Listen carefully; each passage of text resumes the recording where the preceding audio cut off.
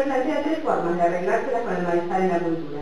Las distracciones, que nos hacen parecer pequeña nuestra miseria, se llaman distracciones psíquicas, las satisfacciones sustitutivas, que la reducen, y los narcóticos, que nos tornan insensibles a ellas. Es decir, le da al narcótico un lugar anestésico, y lo que calma el dolor. A esta forma de enfrentarse al dolor, Freud las llama muletas, y cada una de ellas tiene características diferentes, y por ende resuelve problemas en lugares diferentes. En el caso de los narcóticos, no va a dejar de señalar que estos influyen sobre nuestro optimismo, es decir, tienen una acción directa sobre nuestro cuerpo. Según Freud, todas las estrategias se pueden dividir en dos grandes grupos. Aquellas que tienden a reducir el malestar o el sufrimiento, por un lado. En este caso, alcanza con no sufrir, aunque eso no implica alcanzar la felicidad. Y las de fin positivo, que apuntan a lograr intensas sensaciones placenteras. Es decir, por un lado, reducir el sufrimiento y por el otro, procurar sensaciones placenteras. En todo caso, lo que explicita es que cada una de las estrategias tiene su pro y su contra. En realidad, lo que está afirmando es que cada estrategia trae aparejado un peligro. Es decir, cada manera de enfrentar el malestar conlleva una forma de llevar al sujeto al malestar mismo. Esto es claro en el caso del amor, que puede ser una de las más eficaces herramientas para procurar presentimientos y sensaciones placenteras. Pero así como puede dar la mayor de las felicidades, podría acarrear el mayor de los sufrimientos. En el caso de las drogas, también va a encontrar sus ventajas y sus peligros. Como ya señalamos antes, la característica de los narcóticos es la de influir sobre el sí mismo. Y lo que sigue es una cita de Freud del texto que estamos comentando, ¿no? Los más interesantes preventivos del sufrimiento son los que tratan de influir sobre nuestro propio organismo, pues en última instancia todo sufrimiento no es más que una sensación, solo existe en tanto lo sentimos. El más crudo, pero también el más efectivo de los métodos destinados a producir tal modificación es el químico, la intoxicación. Es decir, nuevamente pone el tóxico en el lugar de suprimir el dolor. Es interesante algunas puntualizaciones anteriores de Freud sobre el dolor, cuando dice que el dolor es algo que es irreprimible. Lo que sería susceptible de reprimirse para el psiquismo serían las representaciones, las ideas, pero el dolor es algo que se siente en el cuerpo directamente y no hay forma de evitar sentir dolor. Por eso nombra las distracciones, las satisfacciones sustitutivas y en este caso los tóxicos. El término muleta que Freud utilizó es un término interesante, ya que muestra que se trata de algo que va al lugar de una ausencia y que en su función intenta suplirla. Por lo tanto, si el recurso que el sujeto utiliza lo pensamos como una muleta, debemos pensar cómo este funcionamiento de suplencia se ve alterado o continúa operando. Hay un punto en todo toxicómano en que esa muleta deja de funcionar para paliar el malestar, es decir, deja de cumplir la función que cumplía, o bien se transforma en siniestra. Es decir, aquello que el sujeto manejaba y que en un principio le producía bienestar, se transforma en insoportable e inmanejable a la vez. Es decir, que la muleta que respondía a los mandos de quien la lleva puesta empieza a caminar sola y lleva al sujeto a un infierno difícil de detener. Entonces, lo que se busca es alivio en la droga. En este punto es necesario hacer una aclaración. A saber, en el nombrado mecanismo, es decir, buscar alivio en la droga, no es el goce lo buscado, sino el placer. Y acá queríamos incluir una distinción que en psicoanálisis utilizamos mucho entre placer y goce, porque estamos acostumbrados por ahí en el lenguaje de nuestro uso cotidiano a entender el goce como gozar, como una sensación placentera. Pero el psicoanálisis hace una distinción entre el placer, que lo deja más del lado de la disminución de la atención, y el goce es algo más que tiene que ver con la atención y con el sufrimiento y con el dolor. Entonces, hablamos un poquito más. En el psicoanálisis se entiende el placer como la reducción de la tensión angustiosa. Y en cuanto al goce, no es lo que habitualmente se supone sobre la adicción, una inmersión en una escena de gratitud fantasmática, lo que algunos toxicómanos describen como el flash, sino la misma tensión sufriente que se padece antes de la ingesta.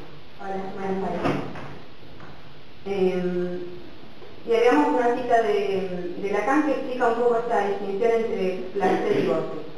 Es un texto que Lacan, en realidad, lo tenemos en forma de texto, pero es una conferencia que Lacan brinda en el Colegio de Médicos en el año 66.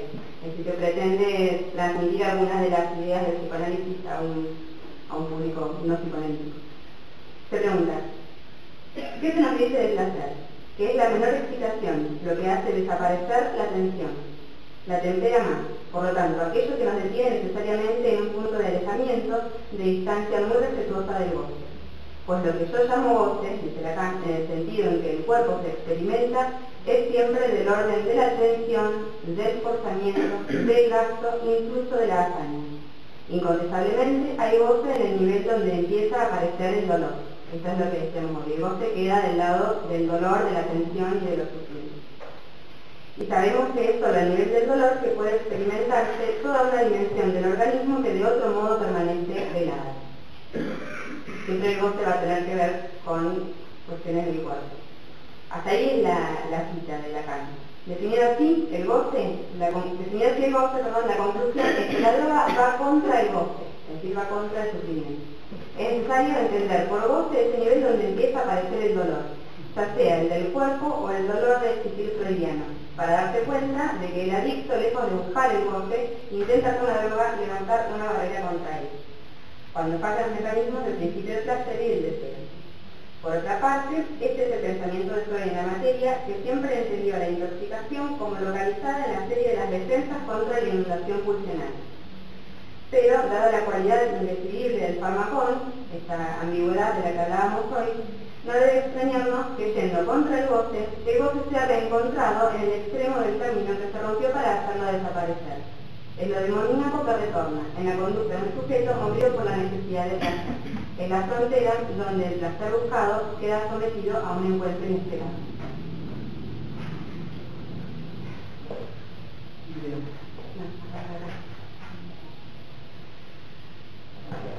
Bueno,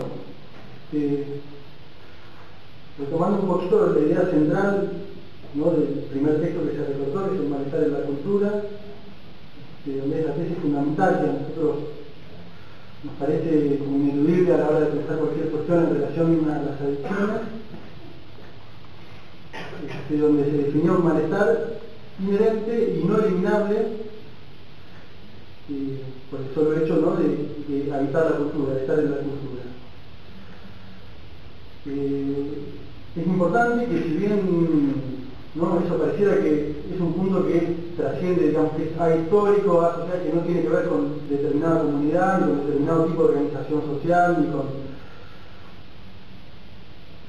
con cuestiones de esa índole, es decir, que por el solo hecho de habitar en la cultura se produce un malestar. No por eso, ¿no?, tenemos que dejar de pensar que cada época provee o aporta las envolturas formales como posibilidades para tratar ese malestar que al principio señalábamos. Es decir, si bien ese malestar existió siempre, ¿no?, un malestar propio de la condición humana y de vivir en la cultura, cada época tiene sus modos y sus posibilidades para tratar dicho malestar. En los tiempos que corren, que algunos los denominan como los tiempos de consumo generalizado, el consumo es como una respuesta única, es supuesto como la única respuesta posible al malestar. El consumo, más allá del consumo de drogas, el consumo en general, ¿no? Bueno, las drogas también son algo a consumir.